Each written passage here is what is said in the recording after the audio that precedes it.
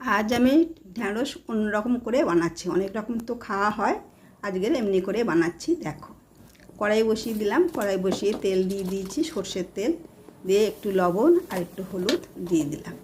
প্রথমে ওটা দিয়ে আমি তারপরে ঢ্যাঁড়সগুলোকে সুন্দর করে একটু ফ্রাই করে নিই।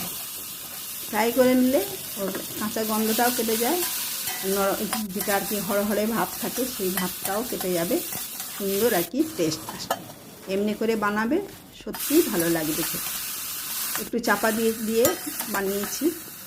ঢ্যাঁড়সটা এর মধ্যে সিদ্ধও অনেকটা হয়ে গেল, সুন্দর ভাজা হয়ে গেল। তারপরে ওটা তুলে নিয়েছি, তুলে নিয়ে আবার একটু তেল দিয়ে দিলাম। তেল দিয়ে তারপরে আমি দিয়ে দিচ্ছি জিরের ফোড়ন।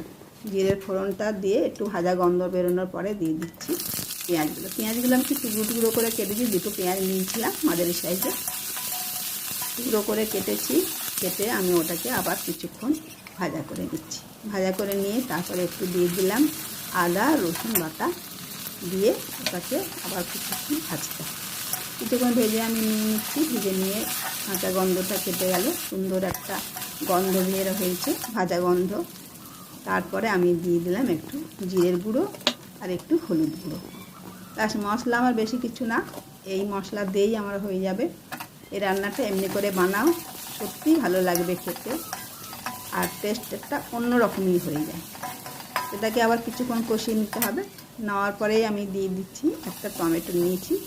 টমেটোকে সেও আর কি পেঁয়াজের মতো টুকরো টুকরো করে কেটেছি। ওটাও কিছুক্ষণ কষানো, লবণ দিয়ে একটু কষানো হবে। কষানো করলে লবণ দেওয়ার পরে টমেটোটা একটু রস উঠে যায়। রস উঠে গেলে বেশ কিছুক্ষণ ভাজাটা সুবিধা হয়। তারপরে আমি দিয়ে দিলাম চিংড়ি ভাজাগুলো। চিংড়ি ভাজাগুলো দিয়ে আবার কিছুক্ষণ কষিয়ে নিতে হবে। একটু কাশ্মীরি লঙ্কার গুঁড়ো দিলাম। কাশ্মীরি লঙ্কার গুঁড়ো দিয়ে আবার একটু নাড়াচাড়া করে নিয়ে আমি দিয়ে দিচ্ছি ঢ্যাঁড়সগুলো দিয়ে আবার নাড়াচাড়া করতে হবে। নাড়াচাড়া করে মশলাগুলো মোটামুটি ঢ্যাঁড়সের সাথে মাখা মাখা হয়ে যাওয়ার পরে দিয়ে দিলাম 1 চামচ মতো টমেটো সস। টমেটো সস দিয়ে দিলাম আর 4টে কাঁচা লঙ্কা ছিঁড়ে দিয়েছি।